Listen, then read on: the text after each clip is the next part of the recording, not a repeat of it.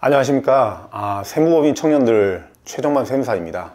초등학교 5학년 때부터 고등학교 2학년 때까지 신문 배달을 했어요. 물감 사고, 크레파스 사고, 화첩 사고. 미술 시간에 준비물을 안 해가니까 구경해야 됐거든요. 그게 저한테는 굉장히 힘들었던, 참을 수 없었던 시간이었던 것 같아요. 제가 직접 돈을 벌어야겠다, 그런 생각을 가지고 신문 배달을 했었습니다. 제가 94학번이거든요 충남대학교 경영학과에 들어간 거죠.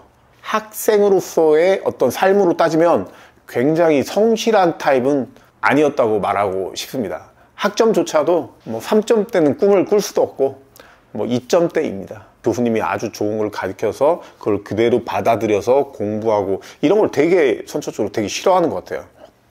그냥 제가 무언가에 흥미가 있어서 찾아서 주도적이 되어서 무언가를 몰입하고 무언가를 만들어가는 과정, 이런 게 재밌지. 그때는 저의 생활이 되게 단조로웠던 것 같아요. 학교 잠깐 들렸다가 교회, 그리고 집, 이 삼각형, 그 외에 벗어난 건 없었던 것 같아요. 전 대학교 다닐 때 술 한 방울도 마셔본 적이 한 번도 없어요. 단 한 번도. 제 친구가, 이름도 생각나네, 구본열이라고, 교회 한번 가자. 그때 스토리가 있어요. 성경에 요셉에 대한 스토리가 있는데, 요셉이 억울하게 누명 몇 번 써서 버림받았다가 나중에 결국은 이집트의 총리가 되는 그런 스토리거든요. 근데 제가 거기에 빠져버린 거예요. 나는 진짜 되게 찢어지게 가난한 곳에 태어났고 뭔가 별로 나는 존재감도 없고 자존감도 낮고 그런 사람이었는데 요셉의 이야기를 들어보니까 내가 요셉이 아닐까, 이런 착각, 이런 게 너무 강하게 와서 그때부터는 어떤 저에 대한 삶에 의미가 있는 거죠. 내 삶이 이렇게 결국은 이렇게 될 것이다 라는 확신이 생기는 거죠. 그러니까 되게 자존감도 되게 올라가고 너무 모든 게 즐거운 거예요. 대학교를 졸업하면 큰 회사를 가고 싶어 해요. 큰 데를 가야지 내가 좀 무언가를 인정받고 내가 큰 사람 되는 것 같은 논리에 빠져서 그렇게 되는데, 저는 그게 틀렸다 맞았다 개념이 아니라 저하고 좀 생리가 안 맞는 거죠. 저는 100만짜리의 큰 기업에 내가 100만 분의 1을 내가 의미 있는 일을 하느냐, 10이라고 해도 10의 크기에서 1, 그러니까 10분의 1 이상의 역할을 할 수 있는 걸 좋아하지, 큰 회사보다는 작은 회사가 맞겠다. 작은 회사에서 내가 어떤 영향력을 행사할 수 있는, 내가 어떤 영향을 끼칠 수 있는 업무를 맡아서 무언가를 하는, 이런 게 맞겠다 해서 제가 생각한 곳은 서비스업이었어요. 서비스업이 저한테는 굉장히 어떤 지식보다 상상력을 발휘할 수 있는 아주 좋은 업종이라고 생각해서 서비스업 중에 미용업을 선택했습니다. 그래서 제가 첫 간 곳이 미용실이었습니다. 미용실에서 한 3년 근무하다가 갑자기 이런 생각이 드는 거예요. 저도 경영학과 출신이잖아요. 회계학과, 경영학과 출신들이 대부분 그냥 한번 이런 생각은 해요. 한번 회계사 시험 볼까?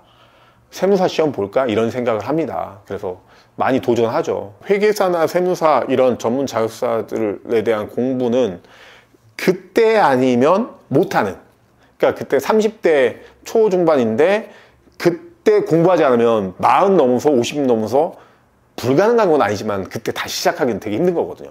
그래서 하던 일을 그만두고 다시 시험을 도전해서 합격한 거죠. 세무사 시험 합격하고 처음에 완전히 까막눈이었죠. 무엇을 해야 되지? 나의 진로가 어떻게 되지? 막 인터넷을 찾은 것 같아요. 유명한 세무사를 한 30명을 차려가지고 거의 한두 달 동안 계속 만나러 다녔어요. 안녕하세요, 저 46기 막내 세무사입니다. 저를 1시간 만나주시면 제가 평생 동안 제가 세무사님을 멘토로 삼고 따르겠습니다. 좀 알려주십시오 하면 되게 좋아요. 저를 막 거부한 세무사님들이 없었어요. 막 자기 살아온 이야기를 막 해주면서 이거 해야 되고 이거 하면 안 되고, 한 30명 정도 만나니까 내가 이렇게 하면 안 되고 이렇게 해야 되겠다, 이런 감이 왔었어요. 진짜 아무것도 없을 때 그냥 무작정 찾아가는, 그게 가장 좋은 방법 같아요. 세상에는 생각지 못한 나쁜 일도 생기기도 하지만, 진짜 생각도 없었고 계획도 없었지만 생각지 못한 좋은 일도 생기는 것 같아요. 그래서 내가 어떻게 살아야겠다, 그런 거를 좀 마음속에 그림을 그린 것 같아요, 그 당시에. 그래서 저의 10년 계획이 뭐였냐면 1000권의 책을 읽겠다. 사업의 원리라든가 사업의 어떤 본질, 그런 걸 알아야겠다. 습관이 안 되니까 책 읽기가 얼마나 힘든지, 막 책 읽으면 그냥 졸리고 막 안 들어오죠. 그래도 책을 계속 샀고, 책을 굉장히 많이 읽으려고 노력했던 것 같아요. 임계점을 돌파하니까 굉장히 많이 뭔가가 보였어요.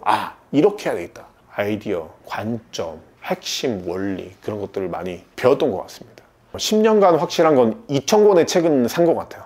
그 중에 반은 읽은 것 같아요. 반은. 1000권의 책 중에 진짜 내 인생에 남는 책은 한 40권 정도밖에 안 되는 것 같아요.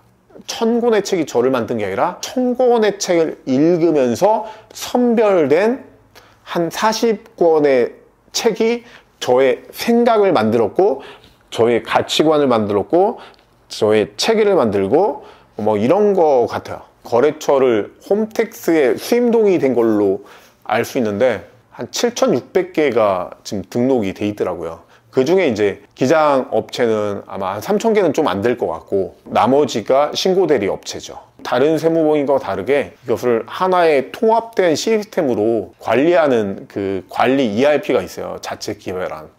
이름은 블루홀이고 전체를 통합해서 관리하고 있죠.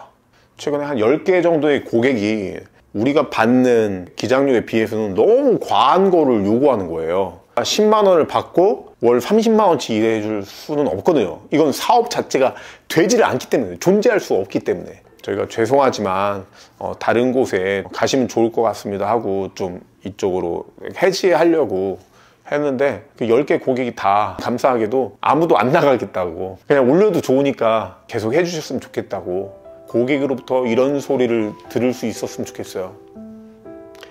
와, 청년들, 내가 세무법인 청년들을 안 만났다면, 만나지 못했다면 내가 이 사업을 어떻게 운영했을까, 이런 소리를, 이런 말을 들을 수 있으면 얼마나 행복할까요?